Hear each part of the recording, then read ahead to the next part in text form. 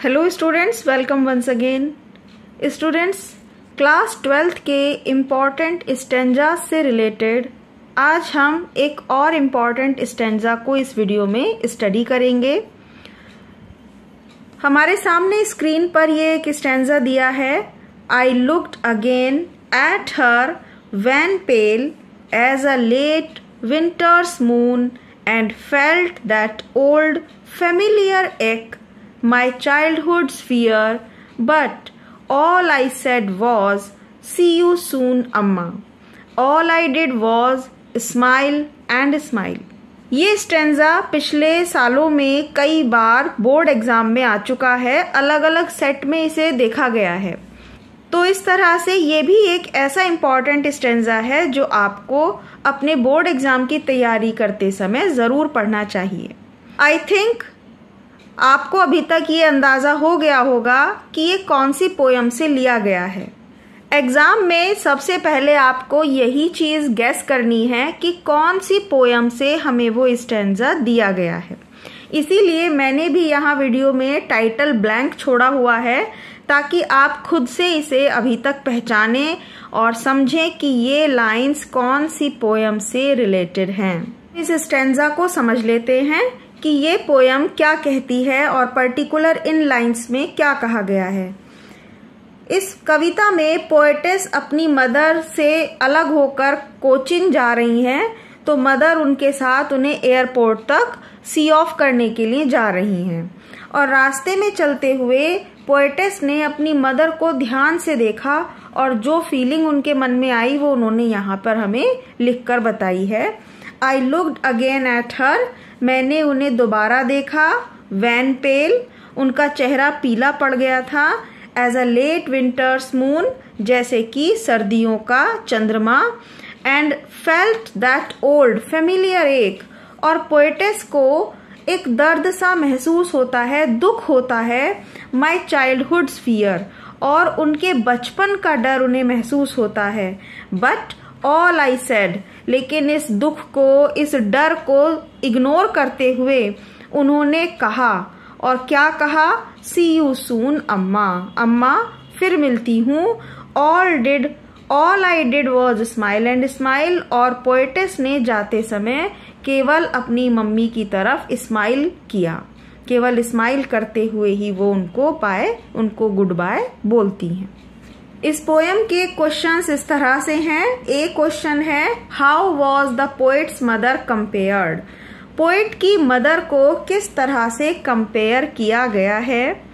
तो first answer हमें यहाँ फर्स्ट लाइन में मिल जाता है। I looked again at her wan pale, उन्होंने जब अपनी मदर को देखा तो उनकी मम्मी कैसी नजर आ रही थी? पेल, उनका चेहरा बूढ़ा दिख रहा था और पीला पड़ गया था। इट मीन्स वो वीक होती जा रही थी अपनी ओल्ड एज के कारण। और ये स्थिति उनकी कंपेयर की गई है लेट विंटर्स मून से, सर्दियों की रात का, आधी रात का चंद्रमा जो पीला रंग का, थोड़ा सा हल्का येलोइश कलर में दिखाई देता है। इस आंसर को अब हम इस तरह से लिखेंगे एग्जाम में। The poet's mother has been compared to the late winter's moon because both looked pale and week.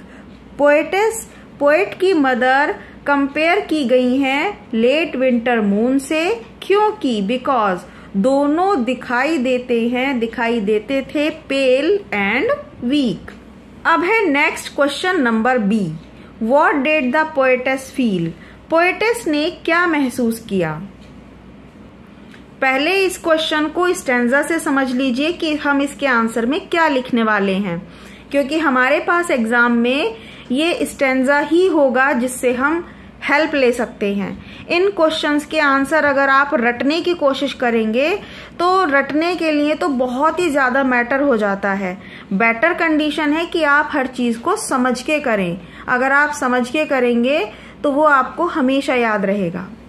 तो ये बताना है अब हमें कि पोएटेस ने क्या फील किया, और ये लाइन हमें यहाँ मिल रही है। एंड फेल्ट, महसूस किया। दैट ओल्ड फेमिलियर एक, वही पुराना जाना पहचाना दर्द, एक दुख कि मेरी मदर अब बूढ़ी होती जा रही हैं।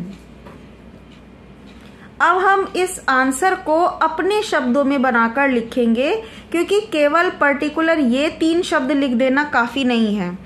पोएटेस फेल्ट, पोएटेस ने महसूस किया एन ओल्ड फेमिलियर एक, एंड दिस एक रेफर्स टू द एजिंग, और ये एक, ये जो दर्द है रेफर करता है एजिंग, बूढ़े होने की प्रक्रिया को। ये बताता है कि उसकी मदर अब एज में बढ़ती जा रही थी। And allied sickness of her mother, और धीरे धीरे उम्र के साथ जो बीमारियां साथ जुड़ जाती हैं, चेहरे का पीलापन, जो कमजोरी झलक रही है उनकी मम्मी की, वो बीमारी वो उस दर्द से महसूस कर सकती हैं। नेक्स्ट है number C, what did the poetess do at the time of farewell. Farewell means अलविदा, गुड बाय कहते हुए पोएटेस ने क्या किया। ये क्वेश्चन भी बहुत इजी है। ये हमें स्टैंजा की लास्ट लाइन में पता चल रहा है कि उन्होंने एंड में अलविदा कहते समय, गुड बाय फेयरवेल करते समय उन्होंने कहा सी यू सून अम्मा, और वे केवल स्माइल करती रहीं। अब आंसर में देखिए किस तरह से हमें सेंटेंस क्रिएट करना है। हमें हिंट तो पोयम की लाइन से मिल जाता है, लेकिन अपने आंसर को किस तरह से सही भाषा में सही तरीके से लिखना है वो है यहाँ पर। Eight the time of farewell the poetess just smiled and smiled looking at her अम्मा। फेयरवेल के समय पोएटेस केवल स्माइल करती रहीं अपनी अम्मा की तरफ देखते हुए, एंड सेड टू हर, और उनसे कहा सी यू सून अम्मा। तो स्टूडेंट्स, ये एक और इम्पॉर्टेंट स्टैंजा जो कि हमारी फर्स्ट पोयम से रिलेटेड था, माई मदर एट 66, इसे आप जरूर से तैयार कर लें, आंसर्स को समझ लें, याद कर लें। आई होप आपको ये वीडियो समझ में आई होगी, ये क्वेश्चन आंसर समझ में आए होंगे। तो प्लीज वीडियो को लाइक करना और चैनल को सब्सक्राइब करना नहीं भूलिएगा। Thank you so much. मिलते हैं नेक्स्ट इम्पॉर्टेंट स्टैंजा में।